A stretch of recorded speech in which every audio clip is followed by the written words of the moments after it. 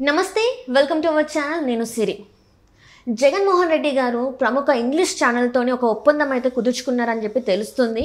So తన మీద negative సర్వేలు రాకుండా ఈ ఒప్పందాన్ని కుదుర్చుకున్నారని కూడా తెలుస్తుంది. అయితే ఇంతకీ ఆ ఛానల్ ఏంటి, తను కుదుర్చుకున్న ఒప్పందాలు ఏంటి, ఎంతవరకు డబ్బుల మొత్తాన్ని తనకి కట్టబెట్టారు ఆ ఛానల్కి అనేది తెలుసుకునే ప్రయత్నం చేద్దాం. అయితే ఈ అంశం మీద మనతో మాట్లాడడానికి మనతో ఉన్నారు ప్రముఖ సీనియర్ పొలిటికల్ అనలిస్ట్ అంకమ్మరావు గారు.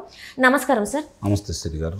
సార్ ఇప్పుడు చూస్తున్నట్టయితే ఈ వార్త కొంచెం అంటే ఇలా కూడా చేస్తారా అనిపిస్తుంది. అంటే ఒక టీవీ ఛానల్తోని, ప్రముఖ ఇంగ్లీష్ టీవీ ఛానల్తోని ఏపీ సీఎం జగన్మోహన్ రెడ్డి గారు ఒక ఒప్పందం కుదుర్చుకున్నారు. తన మీద ఎలాంటి నెగిటివ్ సర్వేస్ అంటే నెగిటివిటీ రాకుండా పాజిటివ్ సర్వేలు జరపాలి అని చెప్పేసి.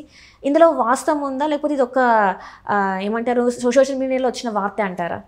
శ్రీ గారు, ఇక్కడ జగన్మోహన్ రెడ్డి గారి గురించి కానీ వైఎస్ఆర్సీపీ పార్టీ గురించి కానీ మనం మాట్లాడుకోవాలంటే వాళ్ళు ప్రతిరోజు కూడా ప్రతి క్షణం కూడా ఎన్నికల గురించి ఆలోచిస్తారు. అధికారంలోకి వచ్చిన మరుక్షణం నుంచి పరిపాలన మీద కాకుండా తిరిగి మళ్ళీ ఎన్నికల్లో ఎలా గెలవాలనే విషయంలోనే వాళ్ళు ఇప్పటి వరకు ముందుకెళ్ళారు.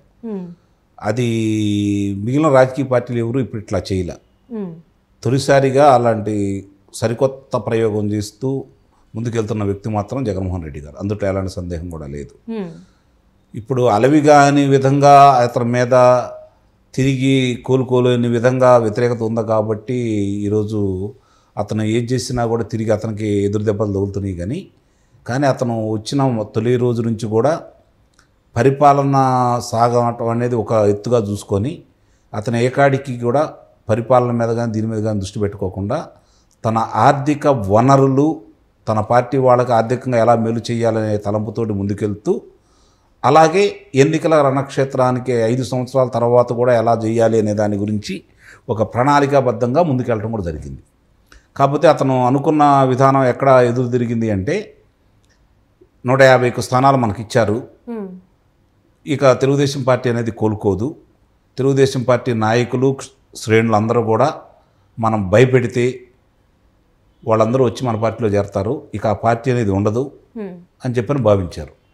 ఆయన ప్రలోభాలకు కావచ్చు, ఆయన భయపెట్టిన విధానానికి కావచ్చు, ఒక 4 శాసనసభ్యులు మాత్రం వెళ్ళిన మాట వాస్తవమే.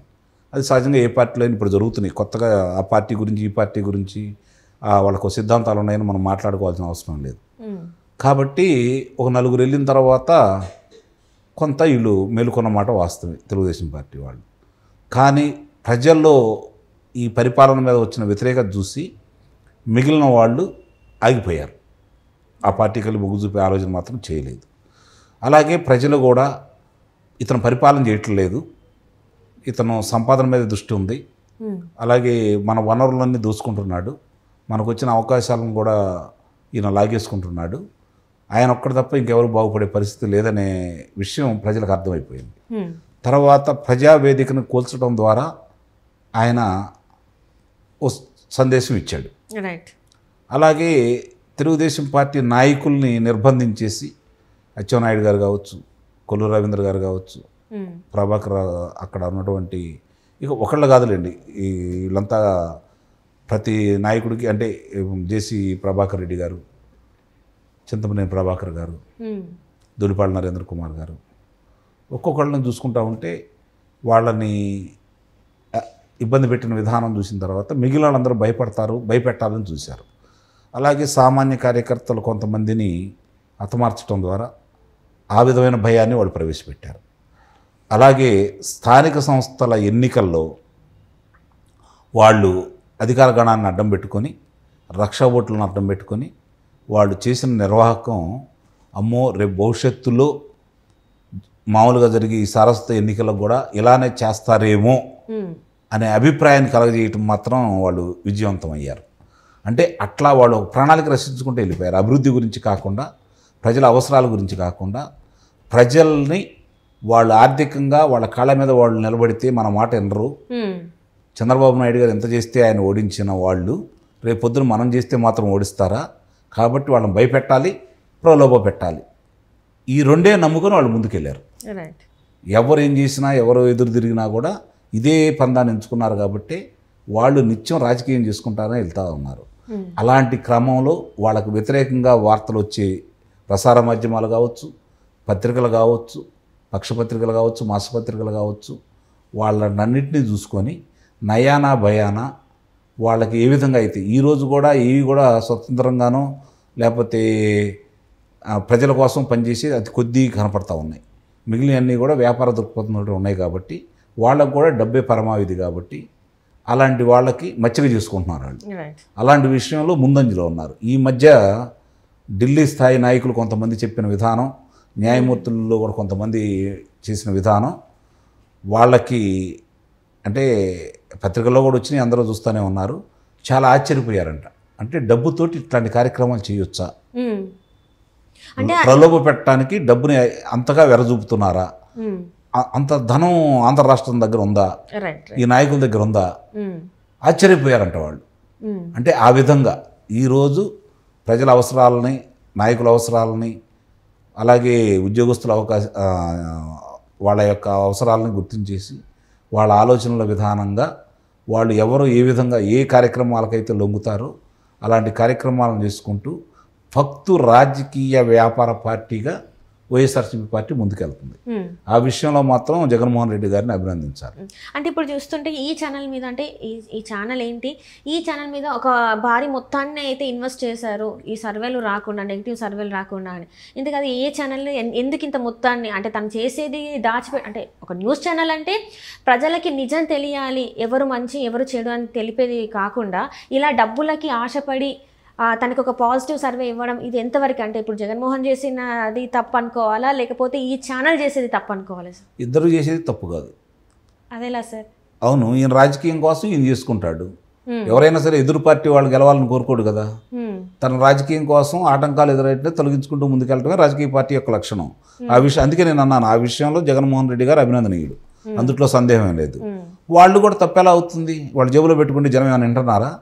ఇప్పుడు రామాయణము, భారతము, సూక్తులు, నీతి సూక్తులు, వేమన శతకాలు చెప్తే జనం వింటున్నారా? వింటలేదు కదా. 2000 రూపాయలు డబ్బులు తీసుకుని ఓట్లేస్తే జనము, అభివృద్ధిని పక్కన పెట్టి ఓట్లేసే జనాన్ని గురించి వాళ్ళు ఎందుకు ఆలోచించుకోవాలి?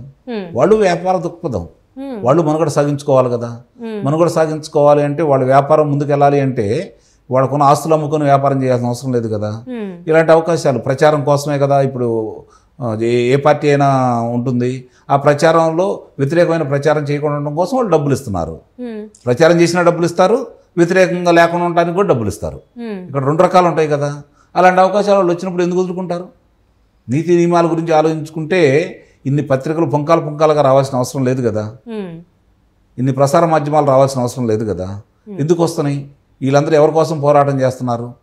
కానీ ప్రజల్ని మిస్లీడ్ చేసినట్టే కదా సార్. వాళ్ళకి డబ్బులు వస్తున్న తర్వాత ప్రజలు ఏమైపోతే వాళ్ళకి ఎందుకమ్మా? ప్రజలు సరైన నిర్ణయం తీసుకోవట్లేదు కదా, మంచి వాళ్ళని ఎన్నుకోవట్లేదు కదా. ఇలాంటి ప్రజల గురించి వాళ్ళు ఎందుకు ఆలోచిస్తారు? వాళ్ళ స్వార్థమే ఆలోచిస్తారు, స్వార్థపరంగానే ఉంటారు వాళ్ళు. వాళ్ళకి ఏం మేలు జరుగుతుందో అంతిమంగా అదే ఆలోచిస్తారు వాళ్ళు. ప్రజల గురించి ఏ మాత్రం కూడా ఆలోచించరాడు. అంటే ఇటు అంటే ఎవరైతే రాజకీయ నాయకులు వాళ్ళు ఆలోచించాక, వాళ్ళు మంచి చెడు చెప్పాక, ఏదైతే న్యూస్ పేపర్స్ ఈ ఛానల్స్ ఉన్నాయో ప్రముఖ ఛానల్స్, వీళ్ళు ఏది నిజం ఏది అబద్ధం అనేది చెప్పకున్నప్పుడు ఇంకా ప్రజల్లో ప్రభావం అనేది ఎలా ఉంటుంది సార్? అంటే ఏదో ఇష్టానికి ఓట్లు వేయడం అంతేనా? ఈ చరవాణి ఈరోజు ప్రజలందరి దగ్గర ఉంది. 60 నిమిషంలో ప్రపంచంలో ఏం జరుగుతుంది ప్రజలందరికీ తెలుస్తూ ఉంది. రైట్. మరి ప్రజలు వాళ్ళే కదా తీర్పు ఇవ్వాల్సింది. వాళ్ళు తీర్పు ఇవ్వనప్పుడు, వాళ్ళే పక్కదారి పట్టించినప్పుడు ఎవరికి చెప్పాలి? కాబట్టి అంతిమంగా చూసుకుంటా ఉంటే ఏ రాజకీయ పార్టీలు అయినా సరే వాళ్ళ విజయం కోసం కలిసి వచ్చే వాళ్ళందరితో కలిసి వస్తారు, వ్యతిరేకించే వాళ్ళని ప్రసన్నం చేసుకుంటారు. అది ధనం రూపేణా లేకపోతే ఇంకో రూపేణా అనేది వేరే విషయం. అలాంటి అవకాశాలన్నీ ఆయన వదిలిపెట్టకుండా ముందుకెళ్తున్నాడు జగన్మోహన్ రెడ్డి గారు. అందుట్లో ఎలాంటి సందేహం కూడా లేదు. వాళ్ళు చేసే ప్రయత్నం వాళ్ళు చేస్తారు. కానీ ప్రజలు అంతిమంగా వాళ్ళ నిర్ణయం ఏంటో, వాళ్ళ జరుగుతున్న ఇబ్బందులు ఏంటో వాళ్ళు చూసుకొని వాళ్ళు తీర్పిస్తారు. ఇవ్వలేదనుకోండి ప్రజల యొక్క కర్మ, అంతకంటే చేయగలిగిందంటే ఏమి లేదు. Right sir. Right. Thank you so much sir, మీరు మా స్టూడియోకి వచ్చినందుకు ధన్యవాదాలు.